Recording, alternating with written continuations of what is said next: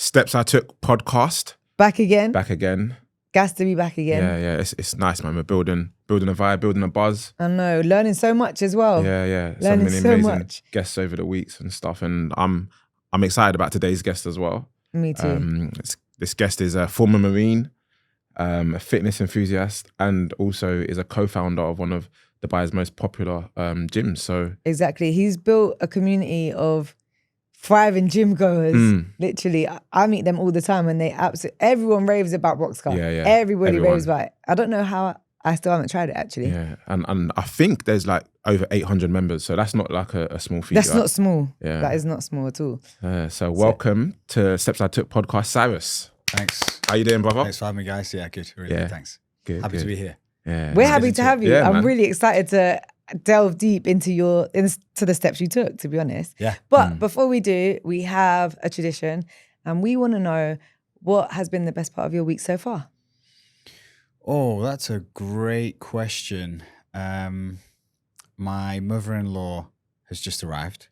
My son's 2.5, and he is absolutely obsessed with my mother-in-law. So he hasn't seen her for a very long time, and he's running around the house, chasing her around.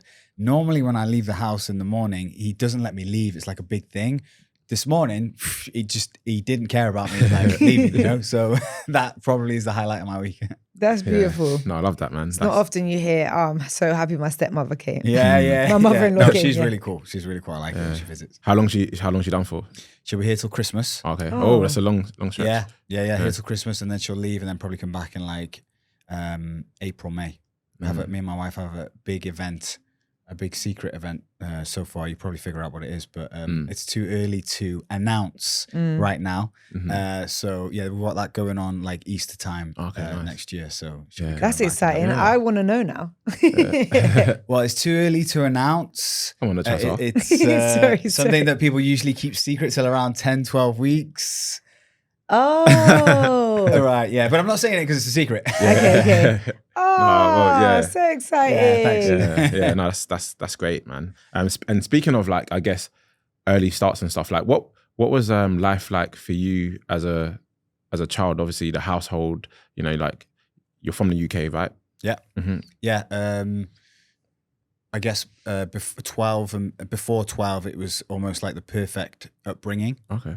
Family, 2 sisters and two small sisters and a little brother, Yeah. a dog, mum and dad together, lived in a nice part of town, like the perfect upbringing. My mum left my dad when I was 12, and me and my dad didn't speak to that side of the family for pretty much 15 years. Oh, wow. So that's probably the point at which things, I mean, everyone's got a story, right? Everyone's got some kind of family issue or whatever that went on. And that really essentially changed my life, because it changed the trajectory that I was on and where I ended up, you know, the path that I ended up choosing. When my parents split, I basically went down, I was like you can say like a good boy. And then they split, and I was confused because I was in a lot of pain and I didn't know how to deal with it. So I started doing drugs, doing alcohol, messing around in school, and hanging around with the wrong people, got arrested multiple times, and just went down the wrong route. And in school one day, that all changed when a very good friend of mine, who his brother was in the military, and I didn't know this. And we were messing around in school, getting suspended and all the rest of it.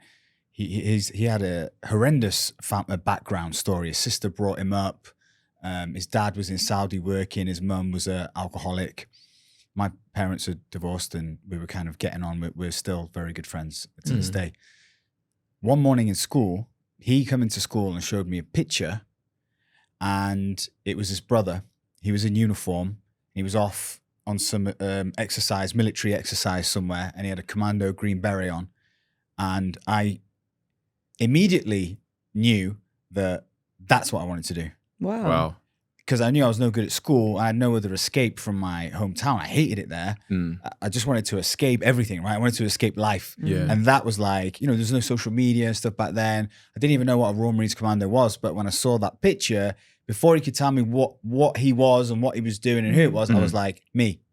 that's what I want to do. That I know I can do that. Mm. And so that's when at 12, that's when it pretty much started the training. Wow. Yeah. So from 12, you had your mindset on joining the Marines. 100% fixed. No other option. Wow. I'm going to be a Royal Marines Commando, and that was it. That's crazy. There's things that you can do as a child or adolescent to build up to go into the Marines, isn't there? I can't remember the name of it. Yeah, cadets. I tried my hand in that for a little bit. My next door neighbor was former Marine, so I was round at his house all the time. The counselor in school that was always trying to get me to come back to school and to get back into it, her husband was a former Marine as well. So she was like, if you come in and see me, I'm going to give you like a Marines jumper or something. Oh, so wow. That was your incentive. I was like, okay, it kind of got me back, but my attendance still was like less than 40%. I just didn't bother. Yeah. School was confusing for me. I didn't understand why I had to sit in a chair and listen to this nonsense. Essentially, it is nonsense that they teach you in school. And I was just like, nah, it doesn't make sense. Like, why am I learning about all this stuff? I don't understand how to do it, especially like maths and stuff. I had no, if they would speak in Chinese, maybe I would have learned a language at least, but I couldn't understand the subjects. But I knew if I went outside, I could go for a run, right? I could always understand, like, if I got tired, I can always just tell myself to keep moving. Whereas I couldn't understand, like, the academic side of it. That's really interesting. Yeah, that's interesting. So what does life look like as between 12 and 16, now, because most kids at that age, they don't even know what they want to do, right? So socially, did things change for you? Yeah, it just, everything evolved around joining the military, specifically the Marines. Yeah. I remember the day after I saw the photograph, I went for a run early morning before school. And I didn't even get up for school, right? So the fact that I was waking up before school and going for a run. Yeah.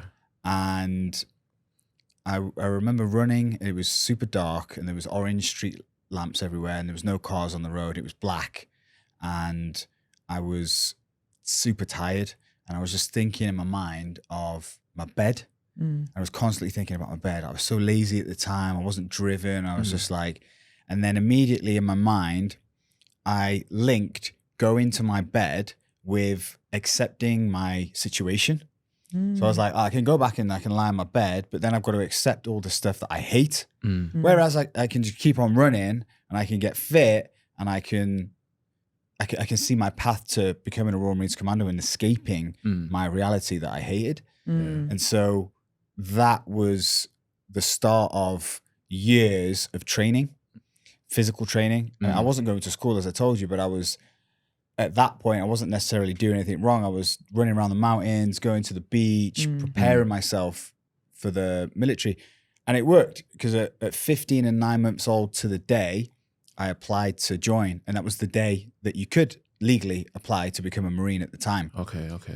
And I was super fit, beyond fitness, like just more fit than what I needed to be. They almost didn't let me in, because he was like, no, you're too young. Like, the pass rate for guys your age is like really low.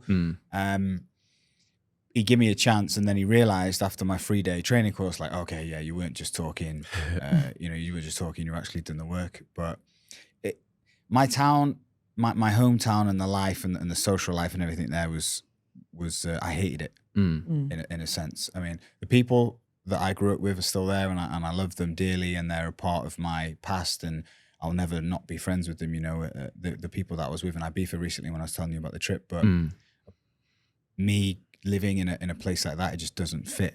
Yeah. And when you say you got into the wrong crowd and all of this before, when you became so driven, there's not many 12, 13, 14-year-olds that are so driven and focused and are able to make those kinds of links to be able to drive their lives. Did you then start having a positive impact on these people around you? No, everyone just thought I was crazy. I just had no choice.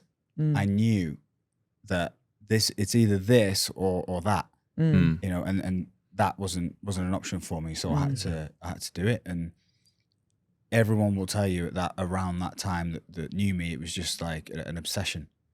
That's what I wanted to do, and there was nothing else for me. Wow. So then you managed to join the Marines at 15 and 16. 16? I applied to join, and I joined at 16, yeah. Wow. What was the training like? You said you did a 3-day sort of, was it a selection process? Yeah, at the time you do a 3-day course, and then if you're good enough, you go in. Every 2 weeks, there's an intake of 60 to 70 men, and they let me in. I went in. At a very young age, the pass rate is very low because you're not fully developed physically, mentally. Yeah. A lot of the time, guys are missing their moms and stuff. Mentally, I had no problem. Again, it was like, I was loving it. I was like, with the guys, this is my new family. My family had split. I didn't have one. These guys were so friendly with me, and we were all going through this together. I loved every second of it. But I wasn't physically developed. And I got towards the end of training. It was about week 24 or 5 out of 32. I got an infection in my knee. And I started feeling weak. And I went from one of the fittest guys in the troop to one of the unfittest. I was throwing up in the mornings. At some point, I was like peeing this dark brown. The infection had gone through my body, and I was hiding it from the training team because I didn't want them to see that I had this problem, because I thought they were going to like send me home or whatever. Yeah. But eventually it just caught up with me. The first 3 times that I tried to pass the commando tests at the end of training, I failed due to this thing that was just consuming my whole leg. And the 3rd time I failed was on the last test. It was a 30-miler across Dartmoor, and it was in the summer. And we had like the packs on, our rifles, and mile 22, I collapsed, got heat exhaustion. Wow. And they threw me in a river, and I had to recover in hospital, and then eventually they moved me back like months and months until I could get fit enough to actually pass. So it wasn't easy joining as a 16-year-old. It wasn't easy going through training. I said I was mentally more than capable of sticking with it and doing it, purely because I had no other option in life, right? It was either do this or go home. Yeah. But also so scared that you'll go home that you didn't want to help yourself and look after your health. Having an infection that's taken over your whole body, that's a lot of wear and tear for someone that's not even exercising to the extent that you are. Yeah. You're very worn down in training. It's you don't sleep as much as you need to, anywhere near as much as you need to. You don't even consume enough food as what you need to. Everyone loses weight, and so you're in a very rundown state. And just being so young, it just consumed me. But it was a good lesson as well, because I learned from doing that, like, you only fail if you give up. And also if you put yourself in a position where there's no other options, you'll get the thing done. Do you know what I mean? Like you've got no other option. You have to do it. So you've kept that mentality now throughout your whole life, I'm assuming. Yeah, I have, but I wouldn't say the military as such was that. It was just, I could have been going through anything. It was just the mindset was there. The mindset would have been the same no matter what. I could have wanted to be a lawyer, for example, right? And I could have had a similar experience trying to get through that. Yeah. Military maybe more physical, and trying to be a lawyer more mental, but it's the same hard, right? It's just my experience was I failed, don't give up, and eventually, I made it. Yeah. It's an interesting perspective, definitely. Yeah. Like, and so you got, I guess, discharged from hospital, and then did you go back into the Marines, or was that it? Yeah, I was in training, so I went to the hospital, sorted me out. I went into a unit where you recover. It's called Hunter Troop, or at least it was when I went in. All the injured recruits go into this like place where they do rehab and they get fit and better, and then they slot you back into training. Okay. And it was maybe like 2 months after I left, I got injured. It was 2 months later I managed to go through with the troop. That's how long it took to get everything out of your body? Because it wasn't just the recovering, it was then getting fit again. To be able to do the final tests. They build you up over 8 months. So if you take yourself out of that, you lose all your fitness. There's no way you can get through the commando test unless you've been building up. So you have to rebuild your fitness back up. The 30 milers across a mountainous terrain with all your kit, and how many kilometers is 30 miles? No idea. I Like don't know. double Isn't it 5 km to 3 miles? So yeah, so it's going to be 50 and kilometers. like a marathon's like 21 kilometers, right? That just It's a sounds long-ass far. time. Yeah, it's a long time. Yeah, It's a long It's time. like hours and hours of running with a lot of gear. Yeah. How much weight do you think you're carrying? I think it's like 15, 20 kilos total. Mm. And your rifle Yeah. and your boots. And they're not comfortable, are they? The boots? Are they like? They are comfortable. Yeah. You wear them in. You don't wear brand new gloves, Mm. brand new boots. Sorry, when you just go out for the first time because you just shred your feet up. But it's more mental. It's a mental test. It's a mental test. Everyone's capable of doing it at that point in training. You just gotta stick with it and not give up. Yeah. Yeah. So then, how long were you in the Marines for? 5 years. Okay. Yeah. What any stories, like anything that sticks out to you in those 5 years? Oh, so many stories. Like non-XXX stories. I'm trying to think that I can share. Here's a funny one. When you pass training, you go to your fighting unit, and it's tradition in the Marines to do a joining run. It's called a joining run. You've finished training and you've proved yourself that you're good enough, but now you're back at the bottom of the shit pile when you go to your unit, because now they call you a sprog. You're a new Marine, right? And so all the sprogs have to gather one evening in front of the whole company. So a couple of 100 guys there, and they take you through a sequence of events. It's more of it's a laugh. You have to do crazy things. Like an initiation. Exactly. Yeah. Right? But the initiation in the military, especially in the Marines, is like next level. So a few of the things we had to do.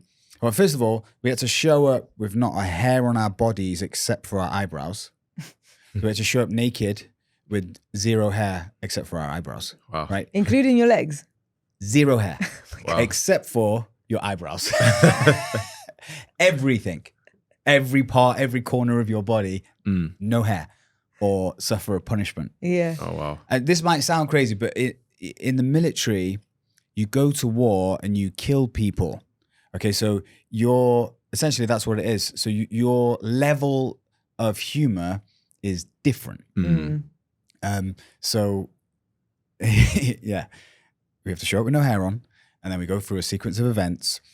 I had to drink, it was about a 3-liter bottle of milk mixed with whiskey. Oh. Bloody hell. Oh. Right, half milk, half whiskey. So I was drinking that. As in like chug it basically? Yeah, or... drink your drink like fast. Maybe it wasn't 3 liters, maybe it was about a liter, right? That's But still a lot. So, Yeah, of milk and whiskey mixed. Then you have to like do burpees. Obviously you're going to throw up, right? Yeah. Yeah. And then we had to race each other around the block doing shots. We had to... This is at 17. Yeah, I'm still in my teens there, yeah. Yeah, it's mad because I would never have thought that was what people did in the military. You know, I thought that, like, you know, I was like, these guys don't drink, you know, like what? Oh, you had to drink on the weekends. Yeah. There was no choice. The first time they went out, I said, I don't feel like it. And I said, we're not asking you. We're telling you, you're coming out with us. It was a part of the culture. Every single weekend on a Thursday night was the lads' night. Everyone went out drinking. And it wasn't just a few drinks. You would get shit-faced with everyone. And that was just the way it was for 5 years. Wow. Yeah. Wow. Yeah. The initiation that I was telling you about, some of the lads got hold of a catapult at some point. And it was a catapult where one guy holds one end and another guy holds the other end. It was this massive catapult. And they were winging, they were firing water balloons at us. And we had to walk across a building wall, like pretending to be crabs, like moving like this. And these water balloons were smashing into the building. It cracked a double glazing window. Wow. I was drinking probably what was half, whiskey, milk, and piss by that point. And a water balloon hit me in my left pec. My left chest was like this and black for weeks. Wow. Can you still remember the pain? Yeah, it was horrible. And to end all of this fun, and it was fun, you had to line up in a line, all the newbies that had just gone through all this fun stuff. And then you had to walk through 2 lines of the company. and they all had their flip-flops and their sandals in their hands, and they would smack you as hard as they could as you were walking through. And so the first obstacle was you have to get through this line of men without showing any emotion, not a single emotion on your face. If you did, back to the queue. Oh my gosh. And then at the end, there was a big rose nettle, thick, dense bush. I'm saying like you can't. If I say like walk through there, you're like nah. I can't walk through there. There's no gaps in the bush. You had to do a front flip into the bush. If you didn't flip clearly, back to the queue, do it again. And as soon as you as soon as you front flipped and landed in the bush, you were done. And then everyone would shake your hand at the end and say, "Welcome to the company." And that was the initiation. What if you can't flip? Not everyone can just flip. You make a flip because you gotta go back again. The two guys in front, I was third in the queue. First one made the mistake of showing emotion on the sandal slap back of the queue. I was like, nah, I'm not doing this again. The second guy didn't flip. He did a dive, but he didn't clearly flip over back of the queue. I was like, I'm flipping. There's no way. There's no way. You land in this bush. You can imagine, right? They say, well done. Now you've got to get out of the bush. Yeah, that's what I was And thinking. you're like stuck, and you just got to go 1, 2, 3, go, and just like get out. The next day, you look horrendous. At the time, it got into the papers that we were doing it, and it was in the national papers in the UK. But again, people back home with their nice, safe jobs, doing the normal civilian life thing, don't know what it's like to be a soldier, and they don't know what you have to go through. So I always say, like, they expect you to be a killer when you go out on operations, but then come back and be like a civilian and normally like walk around and fit into civilian life. And they don't do anything in between. It's war, back to reality. What do you expect? Yeah. You have to go to a different place, right? Yeah, it's that's why so many guys have got PTSD and are struggling mentally now. It's because back then you weren't supposed to talk about how you felt. Suck it up and crack on. You're a man. But that doesn't. But I'm still feeling these things. Yeah. And I was lucky enough to go through, and I never experienced PTSD, and I never shot my rifle in active service in Afghanistan. I went to Afghanistan, but I never did it, and I'm so glad that I didn't, because a lot of my very good friends have been messed up from being a soldier. Yeah. Actually, I want to talk about that, but just before we do, I just want to go back to the whole showing no emotion, walking through the line. Is that emotion in terms of like tears and stuff, or even like laughter? Because I'm guessing some of you probably found parts of it funny as well, right? It was all funny, actually. There's no seriousness to the joining run. It was all just for laughs to initiate you in. So the show no emotion, we call it non-emotional. It's just like if someone does something crazy and they don't show any emotion, we say, oh my God, he just did that non-emotionally. Like, it's supposed to be like something crazy.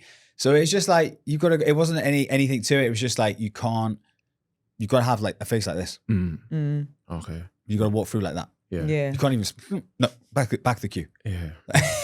That's mad. That's crazy. Yeah. So you joined at 17, you went through crazy initiation. Obviously, then you're part of the Marines for 5 years. Yeah. But you mentioned that you wanted to be part of the Marines because you wanted to escape being at home where you're from. So what then made you last till 5 years or come out after 5 years at what, 22? Yeah. Were you going back home then, or did you have a new trajectory? So when I put my notice in to leave the military, the commanding officer asked me, like, what do you want to do? And I said, basically, I want to travel the world, not in uniform. I kind of had the idea that I wanted to go backpacking around the world and be free from the constraints of the military. And so I told him I wanted to do that. And in the interview, he was just like, nah, look, you traveling the world now, but you're getting paid for it. You've got a great career ahead of you. I think you should stay in and rethink it. And I was like, nah, I want to go. He's like, what are you going to do for money? Like, I don't know. Like, I'll just work in a bar. I'll do whatever. I don't care. I just want to be free. And that was my goal. And I had no idea how I was going to do that at the time. I had it in my mind for a while that I wanted to do that. And I was fortunate enough to go through a series of events that allowed me to basically travel the world for 4.5 years and for the most part, not have to worry about money. Mm. So it was my goal before, and this thing happened, and then it allowed me to do that. And I believe the thing that happened for a reason. I was supposed to do that for many different reasons, and I'm sure we're going to get into that in a minute, which is my near-death experience. Mm. I think we should get into it yeah, now. yeah, might as well. Yeah. So when you say near-death experience, well, I was on a routine job on Camp Bastion, which was the large UK base in the Helmand province of Afghanistan. Yeah. And the captain had just told us to pick up something from the airstrip that had been delivered. So me and a friend, a guy called Andy Smart, went to collect the 2 vehicles that we were supposed to be using. Mm-hmm. One of the vehicles was broken. It needed to be jump started to start the engine, right? So you had to get it moving so you could start the engine, like an old school truck, military truck. It was called a 4-ton DAF. So we'd have to tow the rear vehicle, the broken one, get it moving. When the engine would start, we'd unhook the tow bar, and then we could use the vehicles because they were both working, right? Mm-hmm. So collected this thing from the airstrip, rehooked the vehicles up, got the rear vehicle moving. I was in the front vehicle. I got out and unhooked the tow bar that was linking the 2 vehicles, at which point the rear vehicle drove forward, and I was still in between them. Oh. And it was trying to come forward maybe like 7 or 8 times, and due to the armor plates that were on the vehicles, it was my head that was basically taking it all. Oh. And so I didn't realize the extent of the damage immediately, obviously, but I'd broken my jaw in 3 places. I'd smashed all the right side of my face, and I had breaks all over my skull, and I'd sustained brain damage. I had blood dripping out of my eyes, ears, nose, and mouth. I couldn't speak because my jaw was gone, and I was in absolutely 0 physical pain, but I knew that I was dying. I knew it was very serious, and I had this feeling, and the only way to explain it is like there was a black wall in front of me. It was coming towards me, and I couldn't perceive anything beyond it, and I knew, like, I'm gonna die, like, soon. It's coming. The paramedic come from the base and took one look at me, and had a shock, and called in the hospital and said, "Look, this guy is in a serious way. You need to get ready." I had my friends that were next to me trying to calm me down. I was kicking my legs as hard as I could. I was screaming at the top of my voice to the point where my voice was going. I wasn't getting out any words because my jaw was done. And I was squeezing the hands of my friends so tight they had to pry open my hands and step away. And this will become apparent in a minute why I was doing that. But I was in no pain at all. The hospital told me, "Look, we don't have the capabilities to deal with this kind of injury here. We're going to stick you on a plane, send you off to Camp Kandahar, which is the large American base in Afghanistan, where they can deal with it."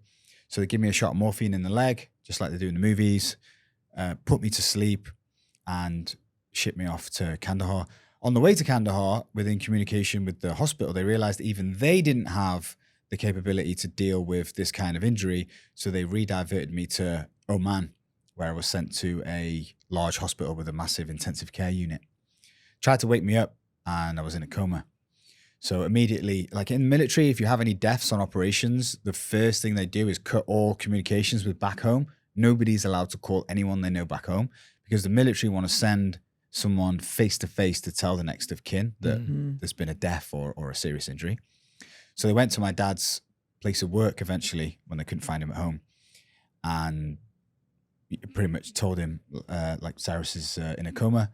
There's a good chance he's not going to wake up. We need to send you out to be by his side, in the scenario that he dies. I woke up 3 days later out of the coma. So they didn't fly my dad out to see me. And I'm glad they didn't, because this next 6 weeks of my life was the most challenging thing I've ever had to go through, mentally and physically. But I believe wholeheartedly that I was meant to have that accident. I was meant to go through this series of events. I was, to give you a little bit of like my mental and physical state when I was in hospital, I had multiple head surgeries. After 2 weeks, they took me out of intensive care. I was tied down to the bed in intensive care for 2 weeks because I kept trying to pull the tubes that were in my throat out.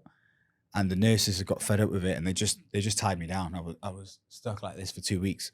Why were you trying to pull them out?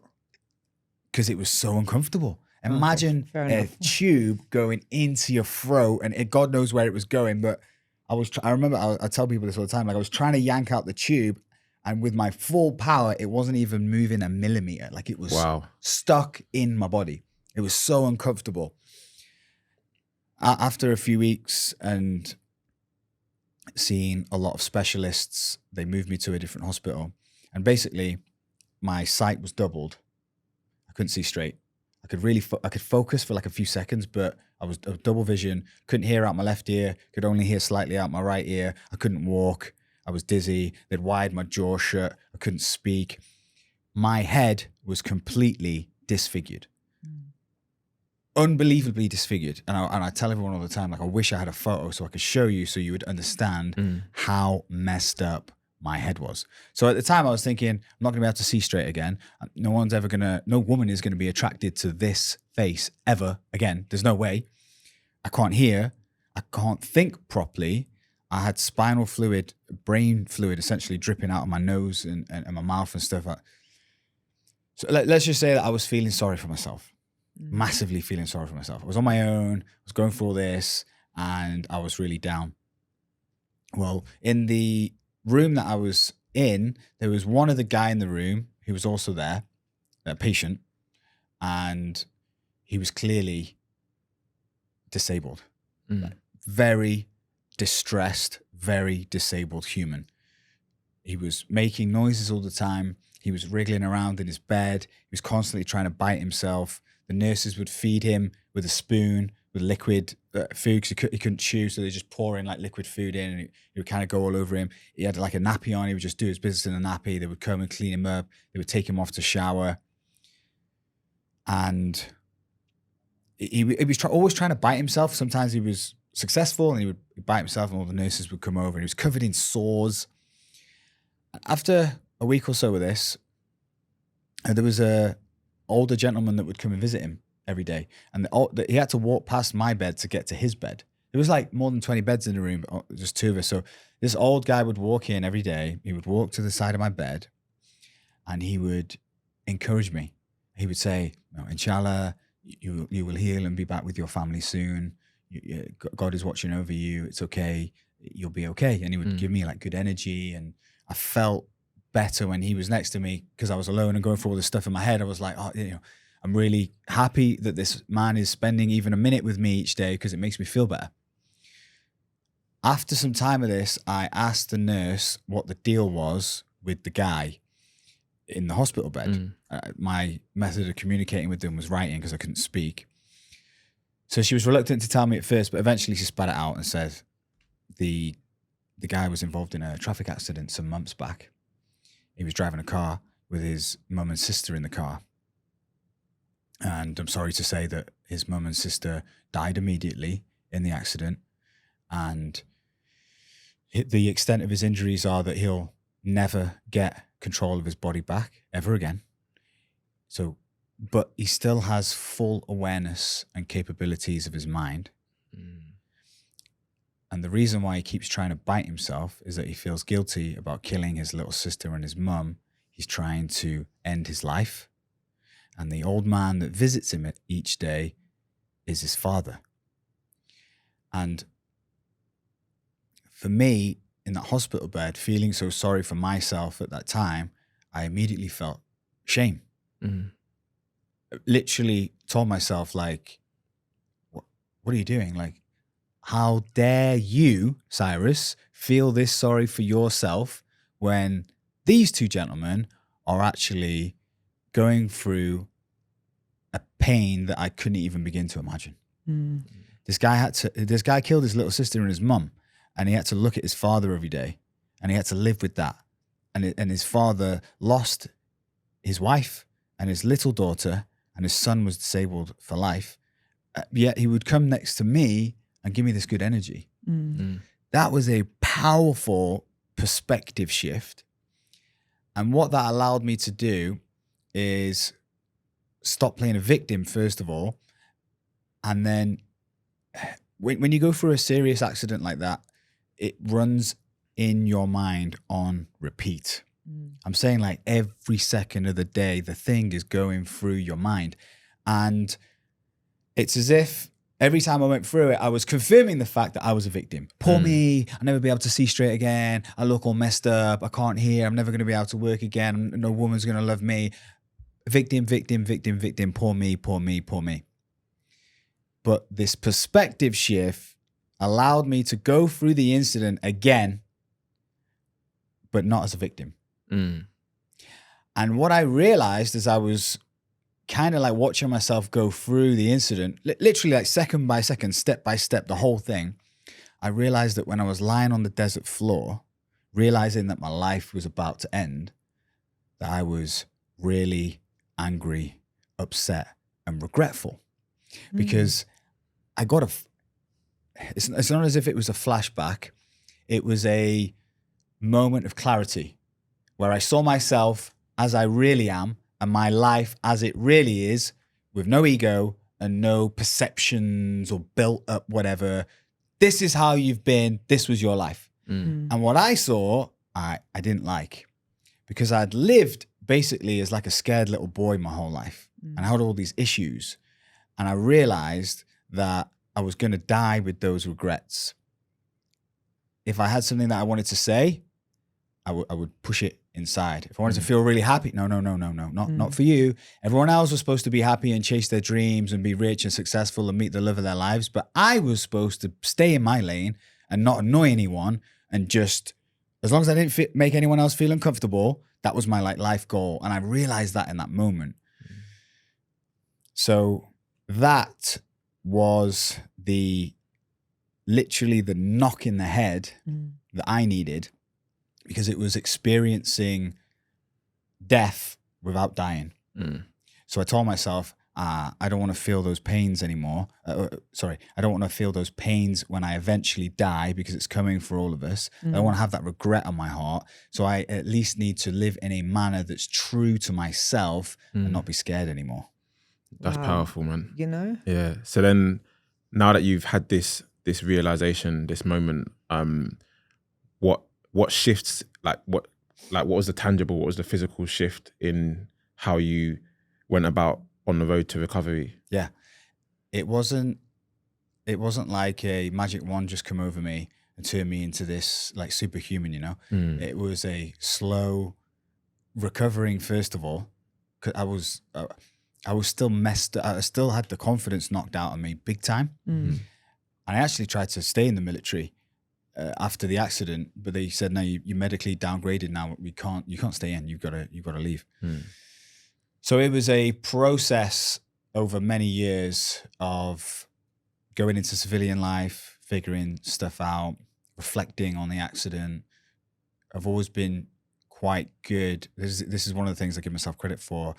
Reading books, learning, growing, going on seminars, doing psychedelics, going to therapy, and figuring out why I am the way I am. And so during that long, many years process, I just kind of figured out myself and figured out that I had picked up issues from my parents' divorce. And I picked up issues as a kid. Somewhere I got it in my head that I wasn't supposed to do good things and be great. And it was all just made up in my head, you know. I put all that stuff there. And so it was a long process. I almost lost my wife because of my issues from my parents' divorce. And I realized, again, the accident that I went through, I thought I was never going to look normal again. I wanted to travel the world. I had this issue where I didn't think I was supposed to be or do great things. The accident knocked all of that out of me. I got a big payout from the military that allowed me to travel the world from the incident. Got my eyesight back, got my hearing back, got the realization of experiencing death without actually dying, which was the biggest thing.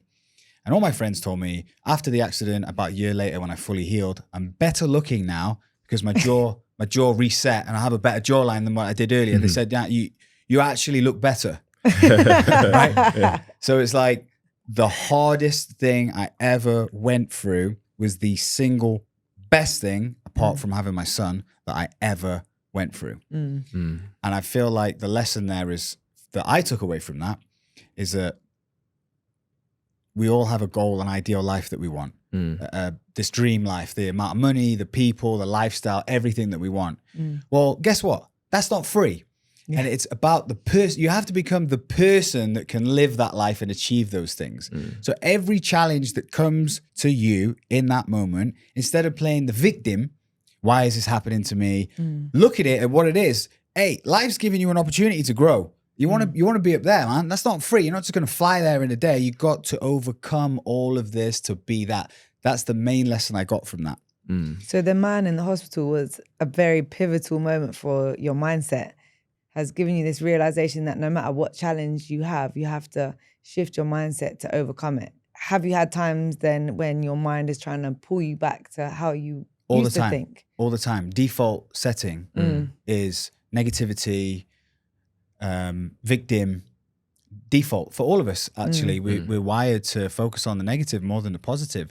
So it's a constant battle to put yourself in an environment that's conducive to being positive. And it's exactly what I just said. It's environment. I wake up in the morning and I do a set of things to help my mindset. Mindset's the most important thing. I exercise, yes, for the physicality of it. I want to look good, but look good, feel good. Train, endorphins running. You're at this heightened, elevated version of you. You're in a good mood. Then you go about your day leaning more towards the positive. Read positive books. It's a constant work. And the second I stop it is the second I go negative. Eating healthy foods. One of the main reasons I do that, again, to look good. But when I eat crap, I feel like crap. And so it's just, you're ticking all the things off, right? You're going through your day, you tick, tick, tick, tick, tick. So it's not like I'm just like this. Like I said, I'm just a normal dude, like all the rest of the people out there. Nothing special about me. I just had the opportunity to experience death without dying. And I realized, and that I did a lot of research on it. It's people are either about to die, or they're going to get really old where they've got no more energy left. And they're going to realize, fuck, why didn't I do that thing? I could have done it. I was the only person stopping myself. And they're going to realize when they've either got no energy left or they're about to die, they're going to get this regret. And that's what I felt, this deep regret, this horrible like pain. So that's the only advantage I've got over everyone else, is the fact that I went through that. Everything else is exactly the same for me. It sounds like you connect the knowing with the doing. Some people know and they don't do. Some people do too much without knowing what the right thing is to do.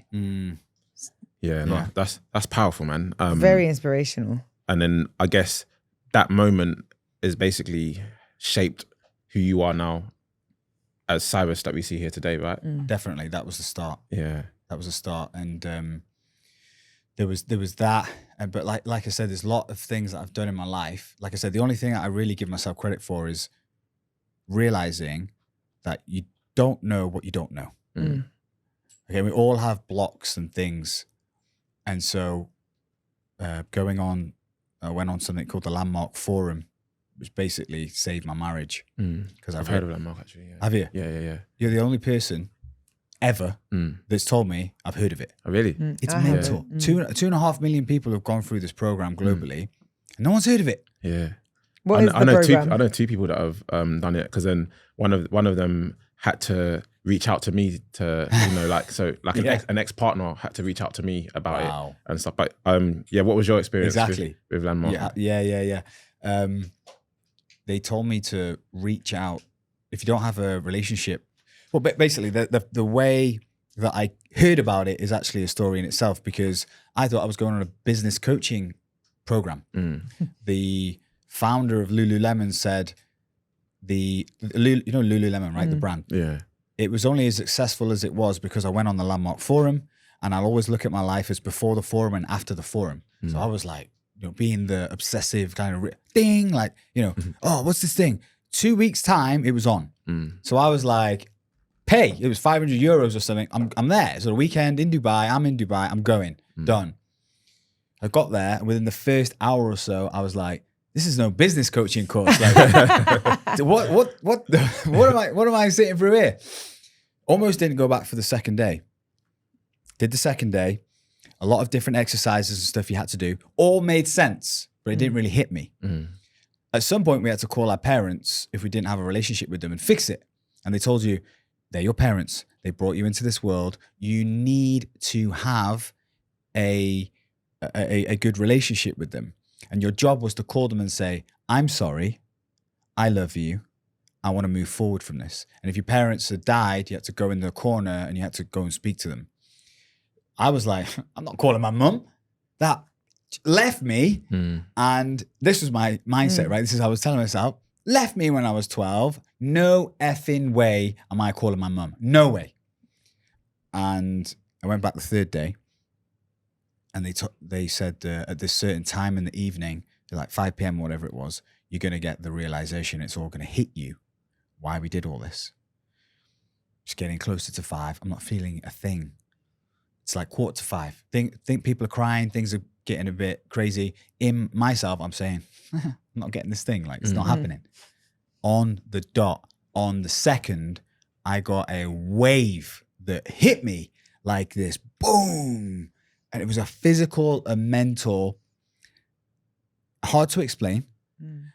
But it's like, it was like looking in a mirror and actually seeing yourself for the first time and why you are the way you are. And it was a realization. The feeling was I didn't have to be like that anymore. I could drop all that baggage from my childhood or whatever it was and be whoever I wanted to be moving forward. Wow. And it was a massive dropping of pressure. And so after that, I was driving home and I called my mum and I said exactly the words that they told me to say. I'm sorry, I love you. Let's build. And I have a relationship with my mum now. And it saved my marriage because I had a belief that relationships didn't work because of what I went through with my parents. And so I was subconsciously making mistakes in my marriage and pushing my wife away because I thought ultimately she's going to leave me. And I was having thoughts of divorcing. And my default setting every morning when I'd wake up is, how am I going to divorce her? What am I going to say? When am I going to do it? How's it going to happen? And then when I finished the forum, I realized these thoughts and I realized why they were happening. But I hadn't admitted it to myself yet that the problem was me. I was still pointing the finger at my wife. So I went to therapy and I did 10 sessions of therapy in the lighthouse here in Dubai. A guy called Juan, South African guy. And on the last day of therapy, he was looking at me and he was kind of like looking impatient. And he was super guy, super therapy, like really good, really patient guy. And he was like, Cyrus, do you get it yet? And I was like, I'm the problem. And he went, yes. Yeah. And then I didn't have a single thought about divorcing my wife ever since.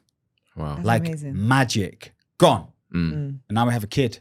We have an amazing relationship and all from the Landmark Forum. But the universe tricked me. Hey, this is a business coaching course. And I feel like it's hard for a lot of men to do that therapy. How many men were there on that course? There was a good amount. It was definitely more women than men. Definitely more women. And, you know, we're very stubborn. And the way we're brought up, men, the way we're brought up to not talk about our feelings and stuff like we spoke about, it's hard for us to admit that we're the problem or we have a problem. We're men, right? We're supposed to be that foundation. So, yeah, but that and psychedelics was another one that helped me, you know, going on to the subject of, you know, how have you changed and the stuff that's done to help you, psychedelics and reading a lot of books. But the psychedelics experiences, you know, we could do a whole 2-hour podcast on that, you know. Have you done? I haven't. Have you tried them? No, I haven't. No. Okay. Yeah. But yeah, maybe you have to talk offline about that one as well. Yeah, well, it's not legal here, but I flew to a country where it's legal to do it. I flew to Amsterdam. Okay. Yeah. So 100% legal there to do it. I wanted to do it in a place where it was, you know, I didn't want to be like worried if someone was going to like come in and Yeah, that wouldn't give you good vibes. Definitely. So just looking at the timing, so I'm like thinking there's so much more to your story. But so obviously fast forwarding a bit to now you're in, when did you move to Dubai actually? We haven't even explored that part. Yeah, so the timelines basically went traveling for 4.5 years. spent a little bit of time in the UK, went back to Thailand, where I spent 2 years actually in total in Thailand. And then I was living the bum life, you know, like working for like an hour a day, taking a class at a camp in Phuket called Tiger Muay Thai as a coach, living on beaches, bumming around. And I just had this like calling, this feeling that I needed to go to Dubai. And it was hard for me at the time. I remember I was going back on my Facebook posts, you know, when I used to write like stuff on Facebook, like Cyrus Rustom, and then you would write like, you know, Phuket or Dubai, ? Because I was really in like two minds. I knew I needed to move to Dubai, but I was so comfortable and life was so easy in Phuket. At the same time, I was like, nah, it's nothing here for you, man. You're wasting your life. So I haven't had enough of that life. So moved to Dubai in January 2013 or December 2012 and started the journey. Got a job as a personal trainer in Fitness First for the first 6 months. And that was it. That was the start of my real like working career.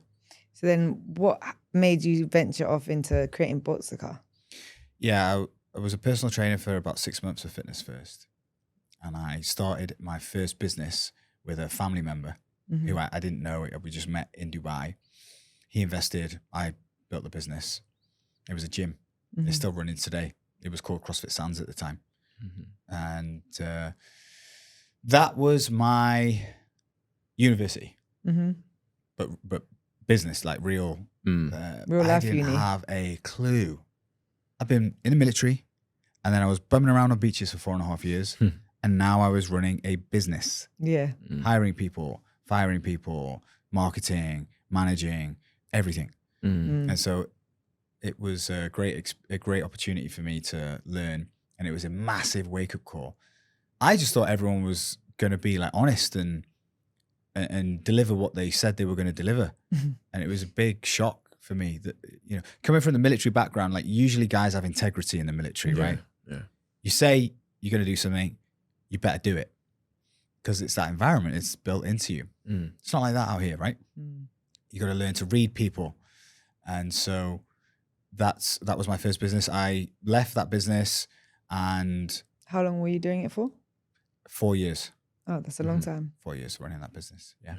Still running, it's still going today. Still doing well. Still people going there. And you have no ties to it at all now? No, I left completely. I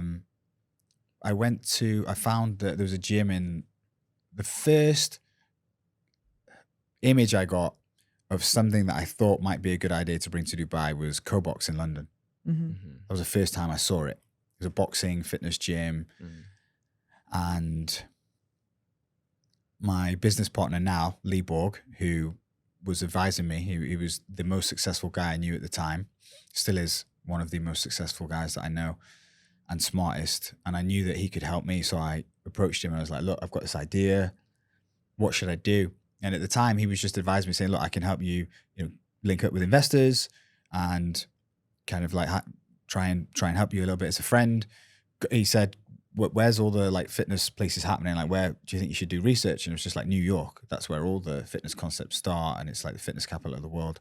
So I went to New York for a week, did a load of research, spent some more time in London. Me and him flew to Amsterdam to check out a gym there that was called Saints and Stars, did a load of research. And we pulled together bits of the 20 or 30 plus studios that we'd visited and come up with the concept. And along the journey, he realized like, okay, Cyrus has got a lot of passion for this. He's clearly going to make it happen. And he told me, look, instead of getting investment, you come up with half of the money. I'll put in half of the money and let's go in as partners.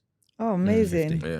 Yeah, that's really good. And looking back, are you happy that you didn't get investment and that you went down that route?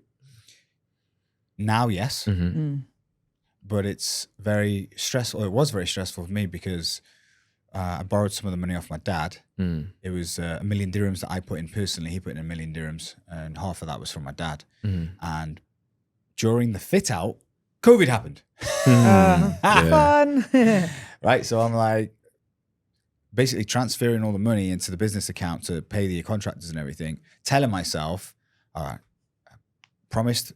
made a promise to my business partner that I was going to put half the cash in. So I'm putting half the cash in, even if it means losing it all. I'm going to have to find another way to pay my dad back because this money is not going back to my dad, right? And we opened a week after lockdown, and it was the first year. It was hard. It was very hard. Like no one wanted to be around everyone. Things were very uncertain. Everyone was just avoiding people. And we'd opened up a boutique fitness studio. But it became obvious quite quickly that they liked it. And people started saying to us, this is my therapy. Because we'd just been through COVID. And now we'd set up this place, and we always said that we wanted to have a gym that wasn't intimidating for people. Because people always say, I need to get fit before I go to a gym. No, that's why the gym's there. Yeah. So we needed to create an environment that people felt comfortable going into the gym so we could do our jobs as a provider of fitness and get that person into shape. So we focused on that. Make them feel comfortable. Break down all the barriers. Any fitness level can join. And we grew. I mean, we started with the one studio, which was boxing and fitness. And we took the whole outdoor space, which is massive, and did strength and conditioning classes out there. Then we took 2 other units that were available in the building. We did a cafe and a cycling studio. Then we expanded again to another area of the building outdoors, and we converted a massive area into a like boxing circuits area. And now we have, it's not 800 members, as you said in the beginning, it's 800 unique people visiting Boxicar each month. We have close to 400 actual monthly members. We have about 100 on class packages, and we have class pass and privily coming in as well. So it's a thriving community. It's definitely thriving. I haven't been personally, but I do know different people that go, know some people that are actually your coaches there. And what you have built is a community where everyone is supporting one another. Whether someone's new or someone's been there for a long time, they feel seen and heard in a way that they can be supported to go on their fitness journey, which is a really beautiful thing. In terms of building a community, whether it's around fitness or whatever it might be, and correct me if I'm wrong, is this from your Marine experience where you've obviously have this kind of community feel where everyone's supporting each other all the time? Were you purposefully embedding that into the gym? Yeah, that's a really good, no one's ever asked me that before. And I'd not thought about it like that before. But absolutely, from a broken home, going to a place where I was accepted in as a family member, as a brother, absolutely. That would have been absolutely a part of why I did that. But I've never thought about it like that before, and I've never spoken about it like that. But yeah, and building a community like we have, like you're very experienced with the same kind of community building that you do as well, which has been very successful. We wanted to not close ourselves off from anyone. We needed to be accessible for everyone. And as I said before, the biggest barrier in my experience when I was going to New York, London, Amsterdam, every single studio that we went to looked amazing on social media. And it was amazing. The concept was good and the workouts were good and the coaches were good, but every single one of them was intimidating. I felt intimidated going to them, and I've been in this industry for years, and I'm quite confident in my body. Like I don't feel like whatever. And because there's so many good looking people in there, all the coaches are like models and they portray this thing on social media. You're going in, you're like, I'm like, this is awkward. I feel awkward. I feel intimidated. Like I don't know how to be or what. That's not how it's supposed to be. You know, like I said earlier, our job is to get people in shape. And that means people that are out of shape need to feel comfortable coming to get in shape. So we designed it, even from the lights and the team and the whole flow and everything is so people feel comfortable when they come. So building the community was added onto that. It's like if somebody is just coming to a gym just to purely use equipment, they could easily stop. There's no emotional connection to that business. So on a fitness journey, the most important thing is consistency. You have to keep going to get the results. It's a long play, right? And so people coming in out of shape and coming for 2 weeks and then quitting wasn't really what we were going for. Our business model isn't the typical gym where they get 6,000 people to sign up, knowing that 4,000 people are never even going to show up to the gym. We're more knowing the member's name, knowing their family names, talking to them on a personal level, building a relationship with them and making sure they feel like, nah, this is my space. This is my place. I feel comfortable here. And a lot of what we do is events outside as well. I mean, you name it, we've done it. Yacht parties, barbecues, rock climbing, hiking. We're even going to Thailand next year on a retreat to Phuket. Nice. So, yeah. I think is what makes a big difference, because people will show up because they're like, oh, no, I want to go and see my friends, rather than, oh, I want to go and work out. Like, it's a different kind of motivation then. And also probably there's an element of FOMO as well amongst, you know, the community. You know, it's like, oh, if I don't go, what am I missing out on? Yeah, it's very social. Yeah. It's very social, Boxicar. You know, people will finish the workout, they'll grab a smoothie, the cafe's there for people to like socialize. And it's like they said during COVID when we opened, this is my therapy. And our tagline was, find your inner hero, which is what we come up with. But after hearing, this is my therapy from so many people, we were like, this needs to be our line. So now it's boxing is therapy. Oh, nice. Yeah, nice. Yeah. And like running a business like Boxicar in Dubai, what sort of challenges would you say you've had to overcome? Obviously, you mentioned COVID, and that was, you know, during the fit out process. But, you know, now you're open. Have you experienced any more challenges, whether that's, you know, like, obviously we've got the community, whether that's like retaining people or, you know, marketing or, you know, like some sort of issue in regards to licenses? Is there anything that you've had to overcome? Even All expansion. Yeah. Yeah, all of them. As a business owner with so many working parts. Actually, my business is quite simple. There's not that many moving parts, but there's a lot of people involved in my business. As you can imagine, being in a community and that kind of place, people is the biggest concern and also our greatest asset. If I get the right people in to our community as coaches, it will help grow just from their personality. Yeah. But if I make a mistake, which I have done, and I hire the wrong person, it can ruin everything. Do you have any top tips of what to look for when you're hiring? Yeah. So I don't hire any coaches based on their experience, right? I don't care if you. It's a given that you have to have a certain level of knowledge. But if you're the best scientific, this is how you squat with your this, that, not interested. I don't care about that.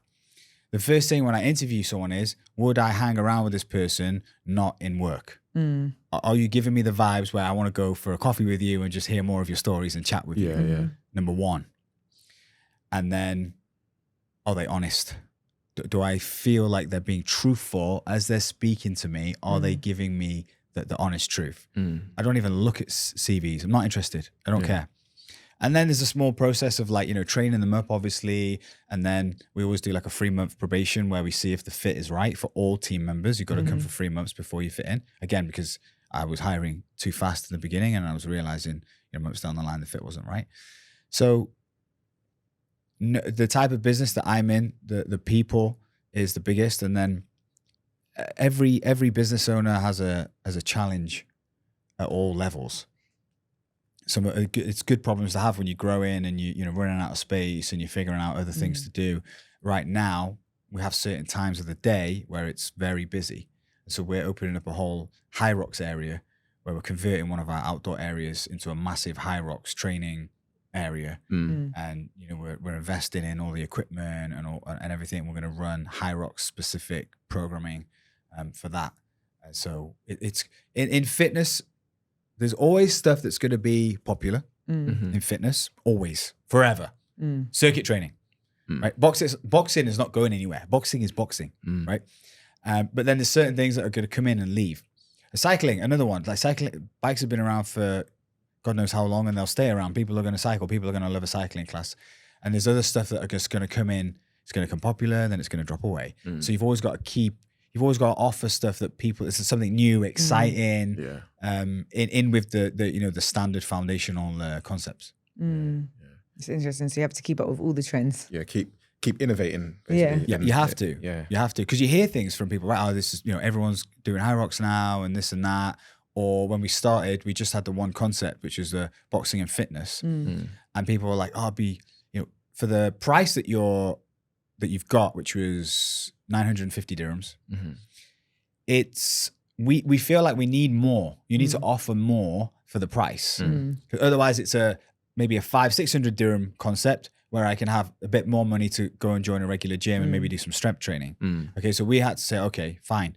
What do we do here? That hence the outdoor space. When we spent 150,000 dirhams, probably more like 250,000 now, on barbells, kettlebells, squat racks, benches, strength-based stuff. And people are like, okay, cool, this is nice. And then you hear a bit more from the member, like, oh, we want to do a bit of this. Like, you can join Boxicar now and we take care of everything fitness-wise. You don't need to do anything outside of, one of the coaches does a run club once a week. We have stretch classes, boxing and fitness, full body strength, strongman, high rocks, boxing circuit, cycling. It's all there. Yeah. But that's all from listening to the member, right? They say something and you just pick up, okay, good idea. Let's evolve. That's good. Giving the people what they want. Yeah. And then, for sure. And then, how did you go from Boxicar to the Crucible? Why don't you tell us about the Crucible? Yeah. The Crucible is a fitness competition, and I got hired essentially to advise and to execute the vision, which was to create a globally recognized fitness competition that crowns the ultimate athlete. Wow. So how do you crown the ultimate athlete? Okay, so we look at it in a sense as, okay, well, it can't be too skill-based, because if you need to learn a skill, then you're not just testing pure athletic output. You're now adding in a skill-based movement. So take out all skills.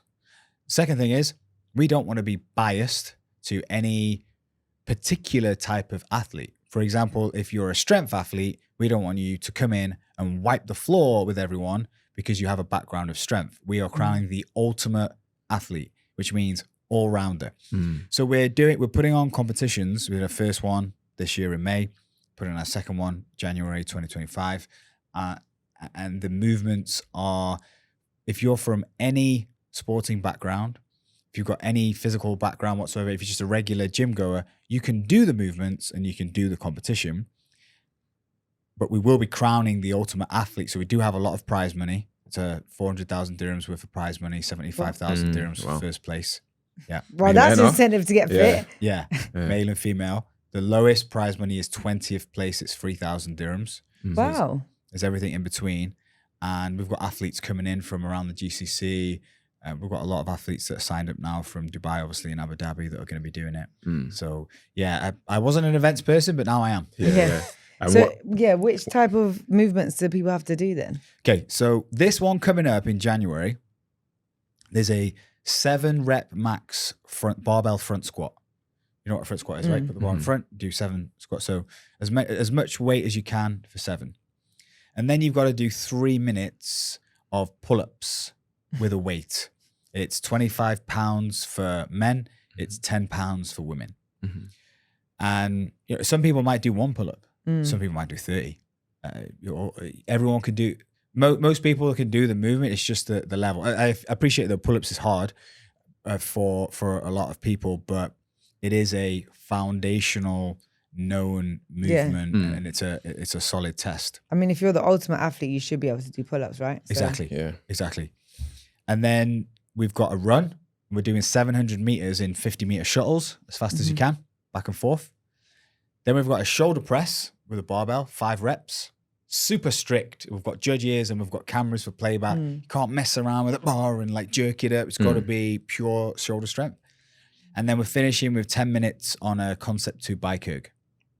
So the total workout is 40 minutes, including rest. You come in, you warm up, you do your 40 minutes, you leave. If you're in the top 20, you hang around for the ceremony at the end and get your prize money. What really stood out to me was the visuals on that. Sort of like I was on your Instagram this week, and I was just drawn into it because obviously I've done a few fitness competitions and stuff, but for me it's just I think there was like three reels that were pinned to the page, I think, for the Crucible Instagram, and just the suspense, and you see sort of little glimpse of athletes and stuff. Actually, a couple of people I recognised in the videos and stuff as well. Oh yeah, was it? Yeah. Like I think G was in there, right, Georgia or whatever, and it was just like, it looks like a very good, exciting competition. And I think the fact that you've got, you know, loads of people that are taking interest is a testament to the fitness community in general in Dubai, I think, and in the region and stuff. So yeah. There's a lot of fitness events. There's a lot of fitness events out there, which is good. It's amazing. It's growing. And look at the popularity of High Rocks that we were talking about before. Like, it's blowing up. And the idea has been there for about 10 years. And it's always been like, but there's CrossFit, which say that they crown the fittest. There's a lot of skill involved in that. There's High Rocks, which is mainly endurance, which is, I did CrossFit for years. I also competed in High Rocks a few times, and I love it. It's great. It's a fun event. And then you've got all the sports and all the bodybuilding and powerlifting and everything else people do. We wanted to actually crown the ultimate athlete. And so that's our differentiating factor, if you will. The people we're also learning as we go along. Right? We're not saying that we know everything and we're set at what we're doing, but we want people in a few years to say, if you win the Crucible, you have it all. Like, you're fit. You're fit. You have everything under your belt because you get tested in a way that tests, you know, all fitness levels. Yeah. Amazing. Yeah, that's really good. I hope the event goes well. One thing I wanted to actually ask you, I know we're kind of, you know, timing and stuff, but how important is nutrition to, you know, longevity of life, both in fitness and outside of fitness? I feel like you already know the answer to this question, but I'm going to tell you anyway. It's everything. It's everything. For some reason, it's the hardest thing for people to do. You know, stay on a nutrition plan to get the results that they want, because ultimately it's all about nutrition. But it's the single hardest thing for people to do. It's to stay consistent with their food. And it's, I mean, I don't have all the answers here for you to why that is or why it's the case. But I've already said for me, like, mentally eating healthy food keeps me in a good place. It helps my mindset. Recovery wise, sleep, performance, both mental and physical performance rely heavily on the food that you put in your body. Okay, you wouldn't go to the ADNOC with a F1 car and pour in the standard fuel that you would put in a if you had a truck that needed to go across the country with a load and it needed a full tank to get there, but you only put half a tank in it, you would know that the truck's not going to make it. It's going to collapse halfway, right? The fuel is everything. And on a very deeper level, you literally turn the food that you consume into yourself. Your body uses the basic structures of food to rebuild itself. So you do actually, in a sense, become what you eat. And so when you waffling down, you know, Hardee's burgers and fries and sweets and all the rest of it, that's going to become you. Like, you're building yourself with that. And I know personally, like, I can get away with a bit of junk food now and again. You know, I don't eat like I'm not like a robot. But it always comes down to me telling myself, like, is this worth it? Sometimes it is worth it. Yeah, that burger and fries in front of me right now is worth it. I'm going to do that. But that's not every day. You know, it's like once a week, or, you know, it's now and again put in, because the majority of the time, the food that comes in front of me that's junk is not worth the feelings that I get after it. I want to wake up feeling fresh. I want my mindset to be on point. I want to feel good. I want to have energy. I want to feel positive. That comes with eating healthy foods. The minute I eat junk, mindset goes down. Start feeling like crap. Energy goes low. Don't have the energy to focus, or I don't have energy. I feel sluggish. Therefore, am I going to be having thoughts of achieving great things and expending all this energy when I'm in this like depressed state? No, I'm not. I need to have the energy. I need to have that feeling that I'm like, I can achieve anything. And I do that through eating healthy food. That actually makes a lot of sense. I've never really heard someone explain it that way. motivational. So now I'm going to eat better. Nah. This is what I'm saying, like, I won't have that chocolate tonight. Let's see if I wake up with a No, you go like that to eat the chocolate, and then my face, hey! Yeah. Literally. Yeah, no. We have a closing tradition on the podcast as well, where we ask a question, and that question is: if you could create one rule in the world for everyone to implement, what would it be and why? Only one. Everyone has to do this thing. Yeah, okay. We're on the subject of nutrition, but I'm not going to say that, because if everyone just ate better, the world would be a better place. But and also, if everyone exercised, the world would be a better place. But I'm not going to say that either. Something that's really working for me currently is writing out my goals every single morning. And it's something that I post on my Instagram stories every morning. I take a photo of my tea or my drink of choice and a notebook that's empty. And I take one page of my book and I write down the ideal life that I want to live in detail through that page. The money, the relationships, the amount of kids that I want, the type of house that I want to live in, what I do on a day-to-day basis, the kind of people that I attract, the places I go on holiday, the cars I drive, everything in detail. And that makes me happy. And it also makes sure that as I'm going about my day, you give your life for money. You give your life for money. You spend 8, 9, 10, 12 hours a day, at least 5 days a week for your whole life. For what? For money. So it's a very important, very pivotal part of life. You give your life for it. So my thing is, when I write down my goals and I get my mindset aligned with what I want to achieve, it also ensures that the actions that I'm going to be taking that day are in fact in line with my goals. Every morning I'm reminding myself why I'm doing the stuff that I'm doing. And I feel like a lot of the time people go through life without any direction. It's like trying to go from, if you didn't know Dubai and you were in the marina at, let's say, 6 p.m. and you're trying to get to downtown, but you didn't know the city and you didn't have a Google Maps, and you're just like driving your car around in the traffic.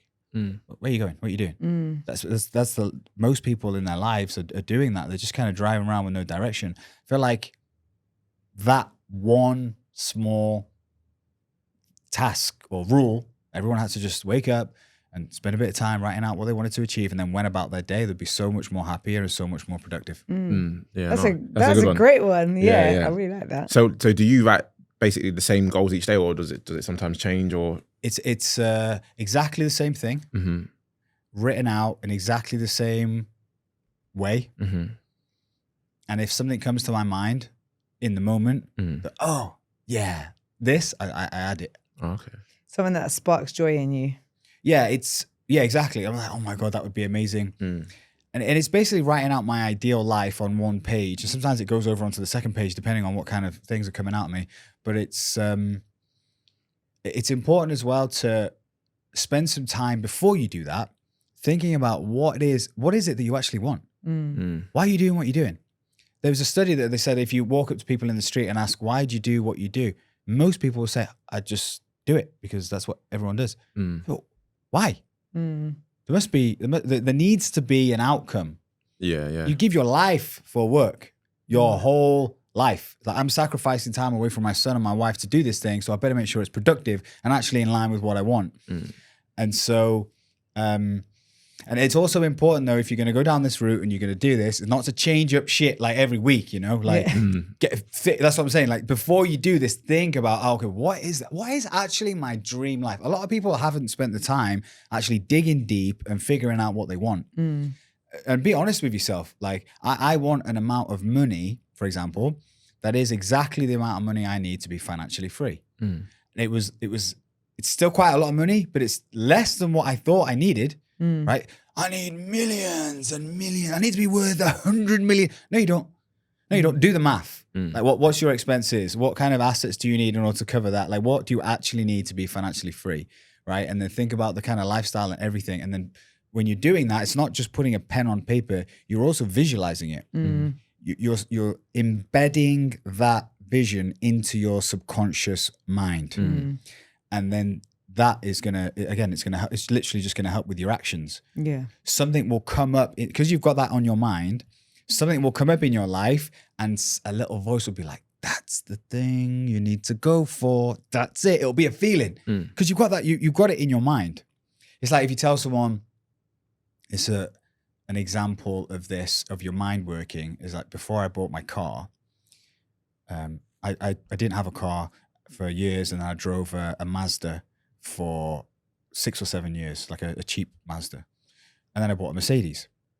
And I didn't know any models of Mercedes. I'm not a car person. And I was going to buy this other car. My wife said, go to the Mercedes garage and just have a look at them. I think you suit a Mercedes. So I went there and the guy was like, okay, how can I help you? I'm like, I'm here to buy a car. He went, yeah. Which model? I'm like, no idea.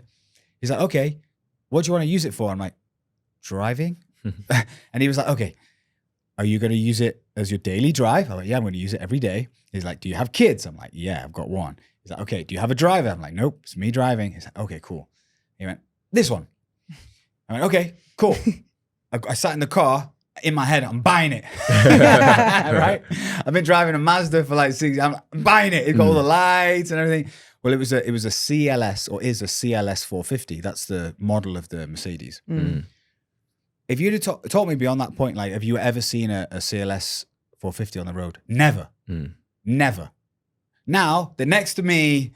They're in front of me, the same color, the same year. The exact same car is around me constantly on the road. Not my car, other people's car. Because it's in my mind now. And it's the same thing when you write out your goals. Stuff is going to happen in your life before maybe you didn't notice it. You didn't take action in it because you weren't focusing on what you wanted. But when you do, the thing pops up and you're like, that's the thing I need to do. Yeah.